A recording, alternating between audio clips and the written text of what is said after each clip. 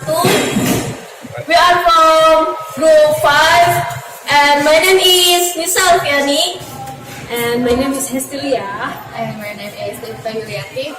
My name is SIANE. My name is SIANE. My name is ALIFIAN. My name is Rawan. My name is NAZIULLAH. We are from Group 5.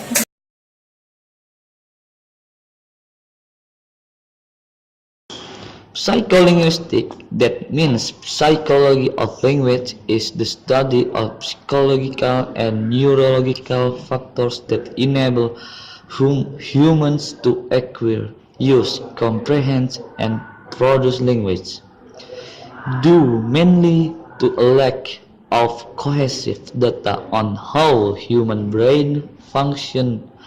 Modern research make use of biology, natural science concerned with the study of life and living organisms. Neuroscience, the scientific study of how information concerning faculties such as perception, language, listening, and emotion is represented and transformed in a human or other animal nervous system or machinery. Linguistics and information theory, a branch of applied mathematics and electrical engineering involving the quantification of information. To study how brain processes language, there are a number of disciplines with non-invasive techniques for studying the neurological workings of the brain. For example, neurolinguistics has become a field in its own right. Psycholinguistics covers the cognitive process that make it possible to generate grammatical and meaningful sentences out of vocabulary and grammatical structure, as well as the process that make it possible to understand utterance, words, text, etc. Psycholinguistics concerns with the study of cognitive process that supports the acquisition and use of language. The scope of psycholinguistics includes language performance under normal circumstances and when it breaks down, for example, following brain damage. Historically, the focus of mass psycholinguistics has been on first language acquisition of first language in children and in research on adult comprehension and production. The findings and concepts of psycholinguistics is used and studied by people in a variety of fields, such as psychology, cognitive science, linguistics, and neurolinguistics.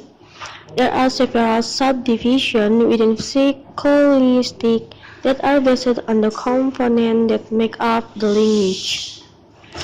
Linguistic-related areas, phonetics and phonology, are concerned with the study of speech sounds within psycholinguistics. This focus is on how the brain processes and understands that sounds. Morphology is the study of word structure, especially the relationship between related words, such as dog and dogs, and the formation of words based on rules, such as plural formation. Syntax is the study of the factors which dictate how words are combined to form sentences. Semantics deal with the meaning of words and sentences, where syntax is concerned with the formal structure of sentence. Pragmatic is concerned with the role of context in the interpretation of the meaning. Psychology-related areas, the study of words, recognition, and reading examines the process involved in the extraction of orthographic, morphological, phonological, and semantics information from letters in printed text. Developmental psycholinguistics studies infant and children's ability to learn and process language, usually with experimental or at least quantitative method as opposed to naturalistic observations such as those made by Jean Piaget in his research on the development of children. Review of literature. The field of psycholinguistics has been developed and redefined by reaction of Chomsky's view about creating syntactic sentence. Was the language exists because a human possesses an innate ability, and was highly critical of Skinner's book in that review start what has been termed the cognitive revolution in psychology. The review of Chomsky still holds that the human ability to use syntax is qualitatively different from any sort and animal communication. This ability may have resulted from a favorable mutation or from an adaptation of skills evolved for other purposes. One of the spurts of this view is that theory that language serves group needs. Better linguistic expression may have produced more cohesion, cooperation, and potential for survival. The current view still holds that language, including syntax, is an outgrowth of hundreds of thousands of years of increasing intelligence and tens of thousands of years of human interaction. Contemporary theorists beside Chomsky working in the field of theories of psycholinguistics includes George Lakoff and Steven Pinker. More recently, psycholinguists have recognized the importance of extending the study of language processing to individuals who are acquiring or actively using more than one language. In this paper, the term bilingual is used to refer to such individuals even though their additional language may not be as strong as their first language, because bilinguals outnumber monolinguals in the world population. Bilinguals more than monolinguals provide an nearly universal account of the cognitive mechanism that underlie language performance. Furthermore, the use of two or more language provide a powerful tool for investigating issues of cognitive representation and processing that are otherwise hidden from view. Importance of some factors may differ depending on the structural properties of the language involved. For example, if the L2 shares the same alphabet with the O1 can have profound consequences for the nature of cross-language interactions. Yet, we assume that fundamentally the same cognitive resources are used when a native Persian speaker learns English or native English speaker learns Persian. Thirdly, it is assumed the same cognitive resources are universally available to all learners, although individuals will differ in some respects. that may have specific implications for success in LQ learning. For example, the degree to which individuals can devote memory and intellectual research, the processing and stroke may play an important role in their ability to develop automatically the L2, the result ambiguities during sentence comprehension, and to inhibit the L1 when requested to do so.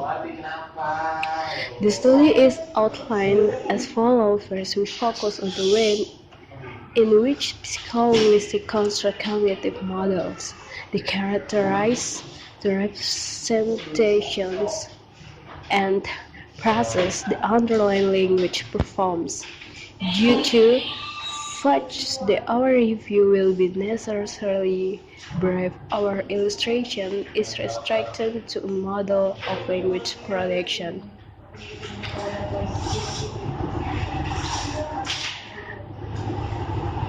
And the model captures many of the color problems and need to be resolved. Speakers have more than one language available. The model may also be used. The way in which psycholinguistics formulate hypnosis and cognitive experiment to test theoretically beats predictions. Second, we will illustrate the contribution of psycholinguistic research by considering a set of selected questions that have been the focus in empirical selective nature or lexical inward recognition, and the development of lexical preservation in second language and aspect of language in retention and iteration. One of our purpose.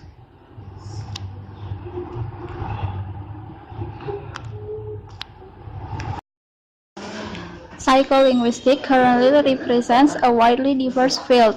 Many and are also considered to be linguists, neurolinguists, cognitive linguists, neurocognitivists, psycholinguistics. There are stable differences between these titles, though they are all attempting to use different phases of similar issues. Interest in psycholinguistics is not confined to psychology and linguistics. Many have been stimulated by its practical possibilities.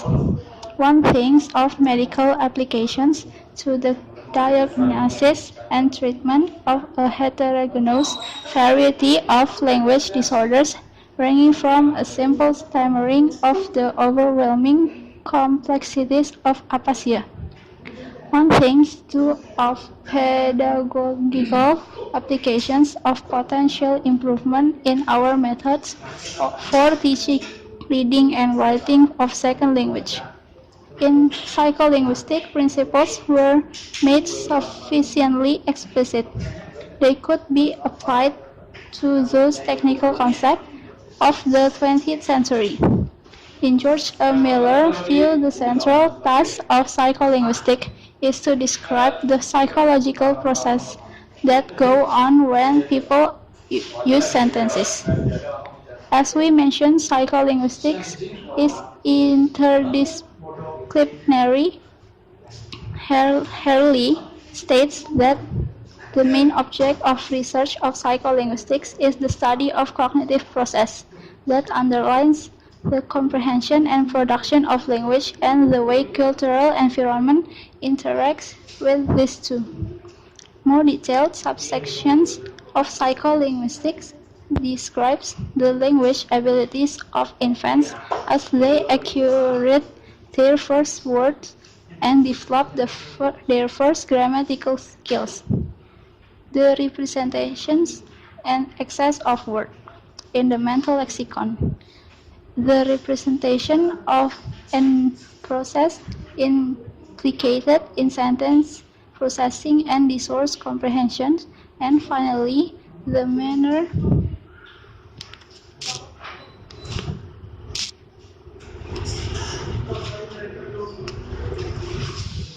in which, as we speak words and sentences, Psycholinguistics is as much about the study of the human mind itself as it is about the study of mind's ability to communicate and comprehend. The full depth, richness, and scope of psycholinguistics go far beyond the limits afforded here. Early days of psycholinguistics moved through a selection of current topics, beginning with the language abilities of newborn infants and moving on from how infants represent the speech they hear to how they acquire first vocabulary and how later, as adults, they represent and access words in the mental lexicon. Psycholinguistics also attends to the acquisition of grammatical skills in children and the processing of sentences by adults through text and research understanding. Wilhelm Wundt noted in Die's praise, psycholinguistics is as much about the mind as it is about the language.